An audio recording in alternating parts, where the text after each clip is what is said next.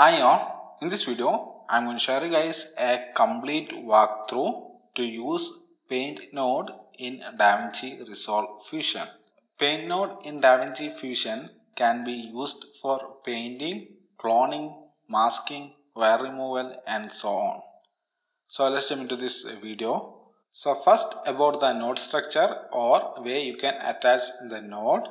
First thing, you should have a background attached to this paint node or paint node will not function. So you need to have a background. First way you can use this paint node is very simple way. You can directly attach this paint node to your media in node, or you can create a background node, make it transparent and connect it to the paint node and connect this paint node to media in using merge node. I prefer this way as it gives us more control to manage the paint node, as we can add other nodes like transform node or glow node which will only affect the paint node. The only problem with this method is that you can't directly clone using this method. To clone from the inspector, you need to set your source as the media in node. So these are the ways you can attach the paint node to your composition. Now for all the options provided by the paint node. So after adding the paint node on your viewer, you can find lot of options provided by the paint node. Before we discuss about these options, if you look at the paint nodes inspector section, there will be two tabs, tools tab and the modifier tab. Tool section will show all the tools available for the stroke you selected, and on the modifier tab you can find information regarding the strokes you made. Another thing about this paint node is that when you start to draw, you will create lot of modifiers. You can disable these modifiers, but issue is that the first modifier that you created on this paint node will act as the tool modifier.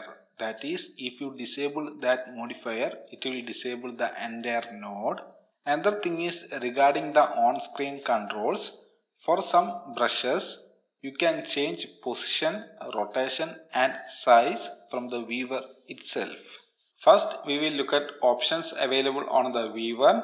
Then we will move to the tools available for these options. First one is the select option. This can be used to select stroke from the viewer. Second option is the multi-stroke.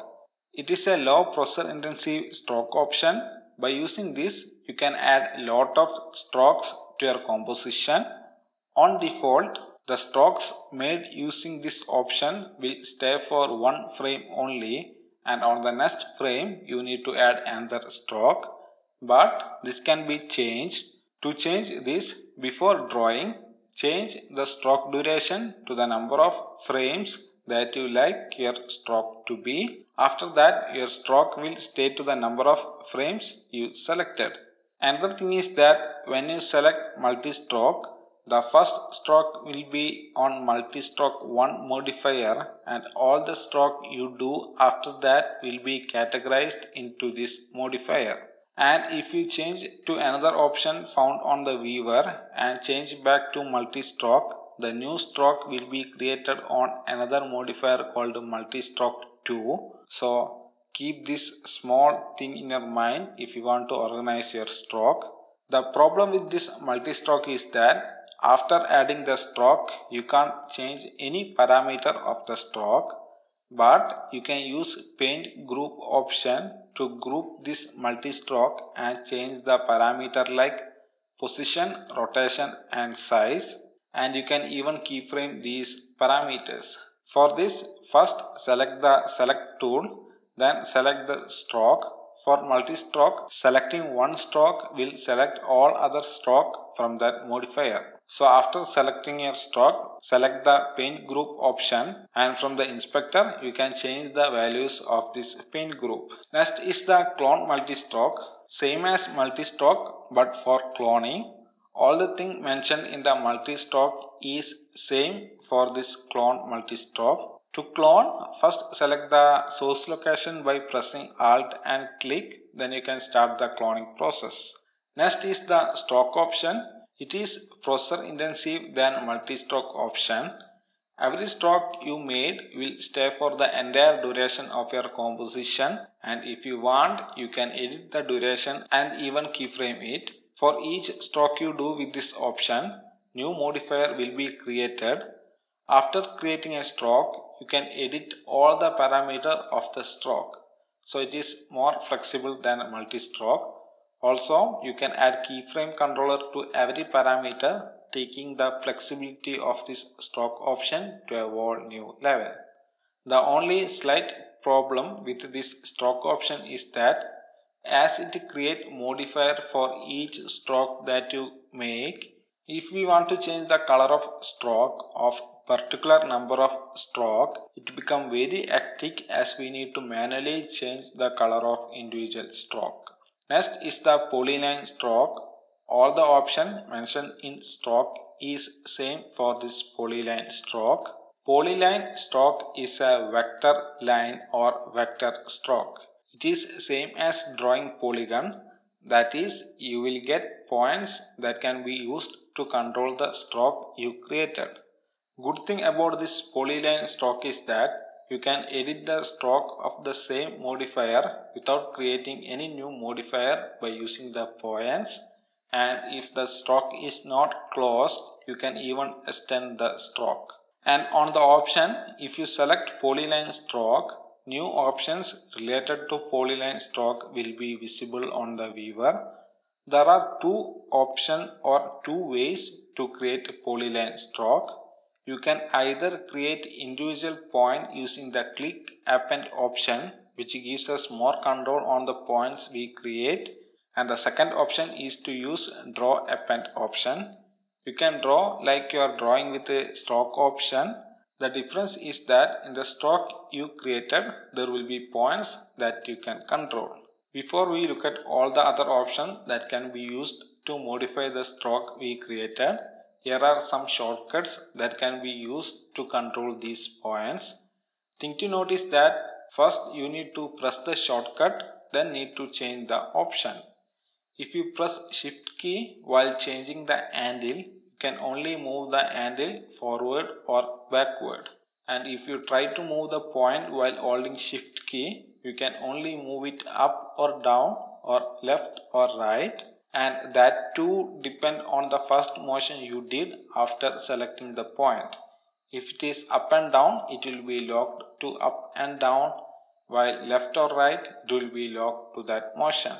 If you press Ctrl key while changing the handle, you can change the handle of one side only without affecting the other side. Lastly, if you press Alt key, you can move the point without actually placing your mouse to that point. Now let's look at the options. First one is the insert and modify. By using this, you can add new points to the stroke you created and control this new point as well as the already inserted points. Second option is the modify only option. It can be used to modify already inserted points. Third option is the done option. If you click this, all the points will be locked, so you can't make any changes to these points. Next option is the close the polyline option. With a single press, you can close the stroke, and if it is already closed, you can open the stroke by removing the last connection. Smooth option will smoothen the points you selected. Linear option will sharpen the points you selected. Select all option will select all the points of your stroke. Show key points will show or hide the points of your stroke. Show all handles will show or hide the handles of your stroke. On shape box option, if you select more than one point, you can add a box around these points and you can change the box to control the points you selected.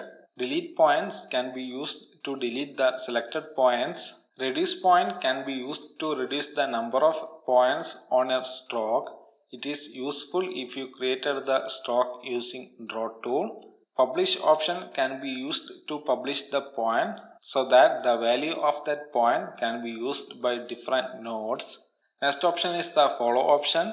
By enabling this option on a point, that point will be linked to the published point near to that point. So changing the published point will also change the follow point. Last option is the roto assist. If you are using this paint node for masking, by having the roto assist, it will help in creating the mask. What it does is, it snap the point to the edges of the background, and if you click the roto assist, there will be multiple point option. On multiple point option, on the first click you do on the image, it will add multiple points, and on the second click and subsequent click, it will only assist in adding one point. Distance is the pixel range that is used to search for the edges. Reset option can be used to reset the snap attribute of the point. So that's about the polyline stroke. Now let's look at the tools available for this option. For all the stroke that I mentioned till now, the tool options are same. First is the brush control. We got soft brush which got soft edges, and we can control the softness and size value. Next is the hard brush, and we can control the size value. Third one is the image brush option. You can add images as your brush. You can either choose the custom one available, or choose from the file available on your system, or you can choose any node from the node tree. For the node, you can type the node name on the source tool, or you can directly drag and drop the node to this source tool. And if you want to add images to this custom bar, you can do that by placing the images on this folder and restarting your DaVinci Fusion. That image will be available as custom image on your Fusion page. Next is the pixel brush option. Brush with one pixel size is the pixel brush. Lastly, we got the square brush with a square size, and we can control the size of this brush too. Below this, we got the tablet settings. If you are using tablet, you can control the brush size and brush opacity using the pressure or speed of your stroke. Or if you don't want it to change, you can set this to constant. Next, about the apply controls.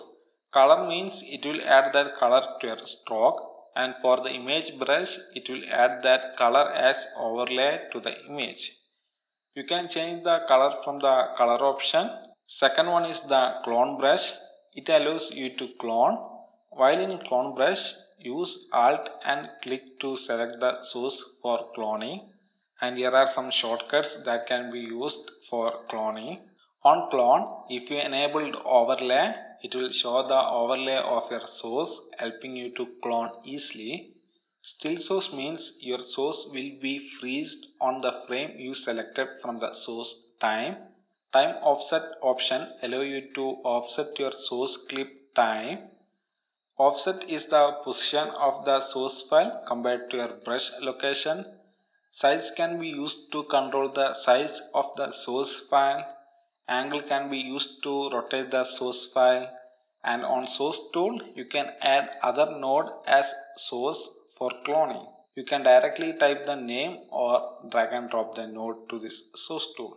Emboss brush will emboss the stroke you added. Remember that it will only emboss the stroke you added, and it will erase other background. So while using emboss, make sure that paint tool is added to the background node, not to the media in node.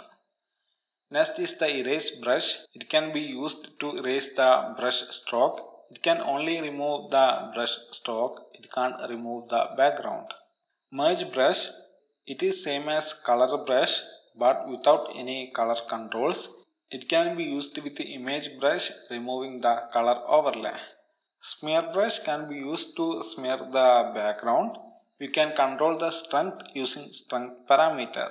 Stamp brush can be used to stamp the brush onto the image, completely ignoring any alpha channel or transparency information. This mode is best suited for applying decals to the target image.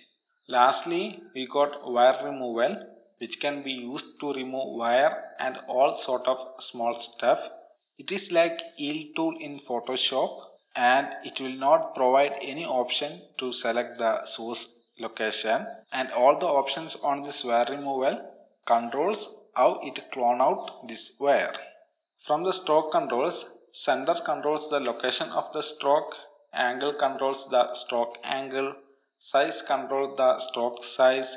Lastly, spacing controls the space between each brush.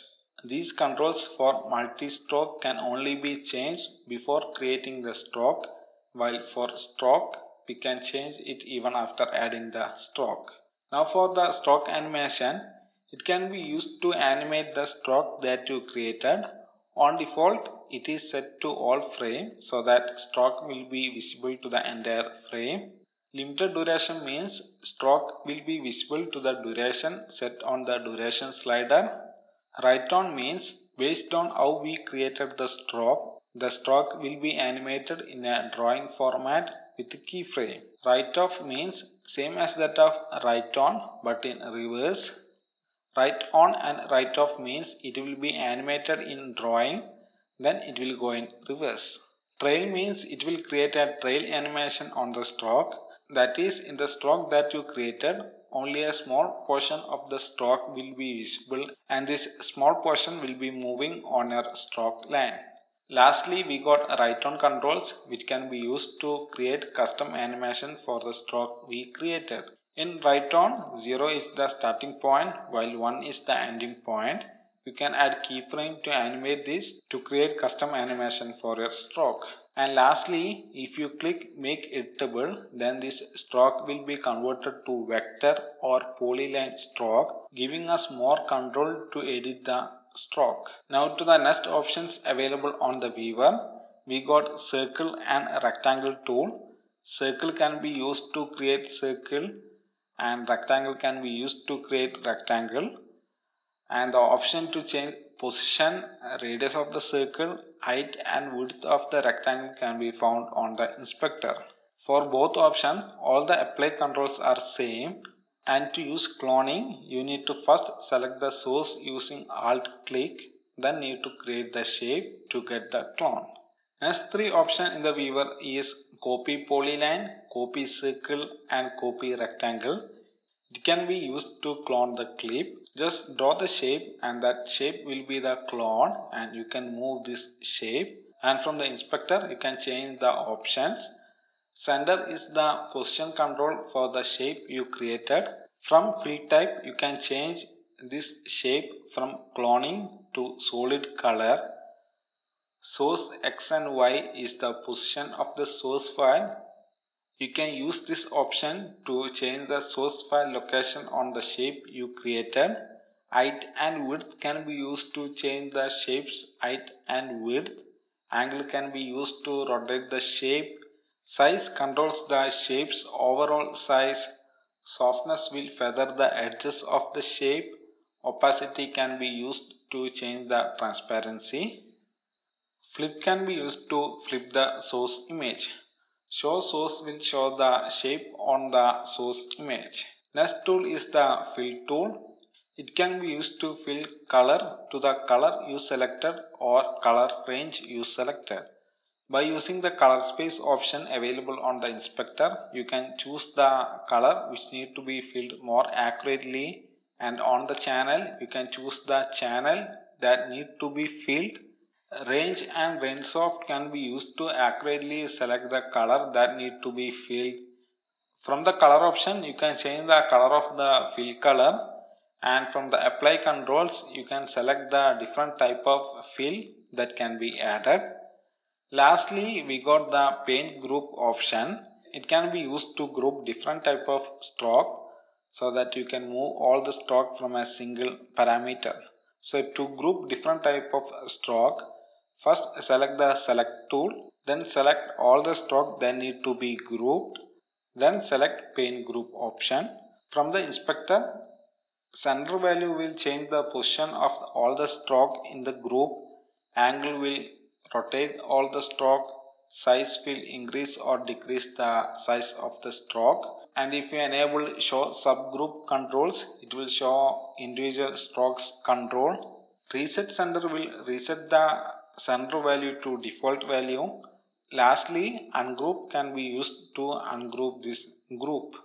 So that's it. That's all about this video, guys. Complete walkthrough to use the paint node. I hope you guys find this video useful. If you do so, hit the like button and don't forget to subscribe.